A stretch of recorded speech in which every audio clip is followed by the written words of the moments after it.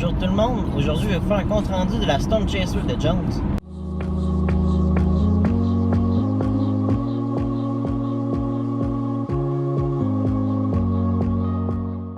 La première chose qu'on réalise quand on voit cette planche à neige, c'est qu'elle a une forme vraiment particulière. C'est une planche dite de directionnelle, ce qui veut dire qu'il ne va que d'un sens. Celui qui a créé cette planche, un surfeur, n'avait qu'une seule idée en tête lorsqu'il a décidé de concevoir cette planche. Pouvoir surfer! Comme vous pouvez le voir, c'est une planche qui a un très gros nez et une très petite queue. Cela fait que le devant de la planche va toujours chercher à flotter sur la neige.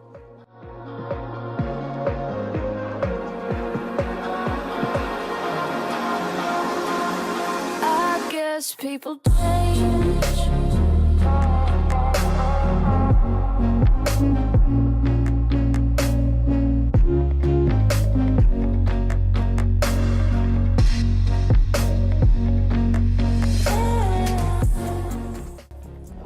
Pour l'analyser en profondeur, je vais partir du haut.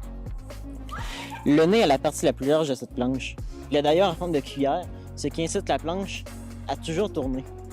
Le milieu est aussi légèrement renfoncé vers le haut, ce qui incite la neige à passer dans le milieu de la planche et ainsi ralentir le moins possible le planchiste.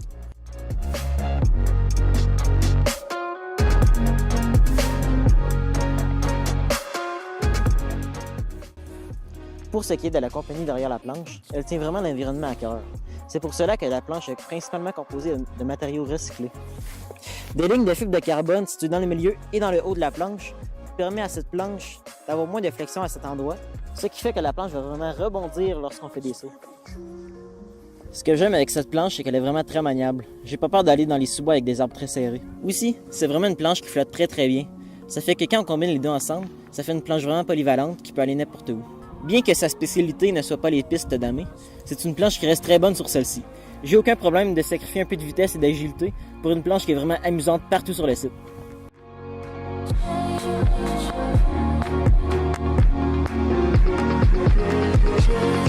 I guess people change.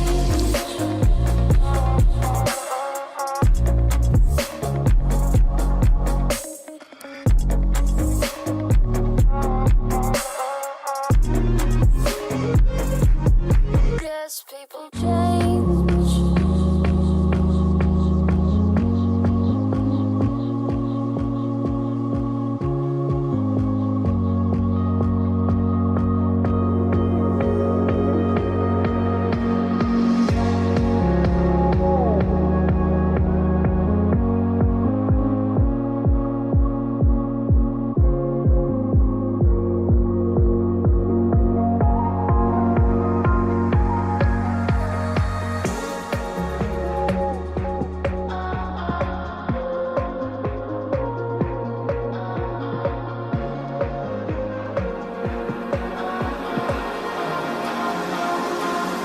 I guess people change. En parlant de problèmes, il y en a quelques-uns. Sa petite queue et son gros nez fait qu'elle est très difficile à manier à grande vitesse. L'ennemi numéro 1 de cette planche est vraiment la glace.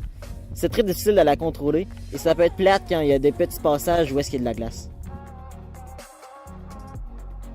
De plus, le prix ne fait pas rêver. Avec les taxes, elle monte à plus de 900 $. Ce qui fait que je me pose toujours la question, est-ce que je peux passer là? Est-ce que je peux passer là? C'est vraiment un gros désavantage.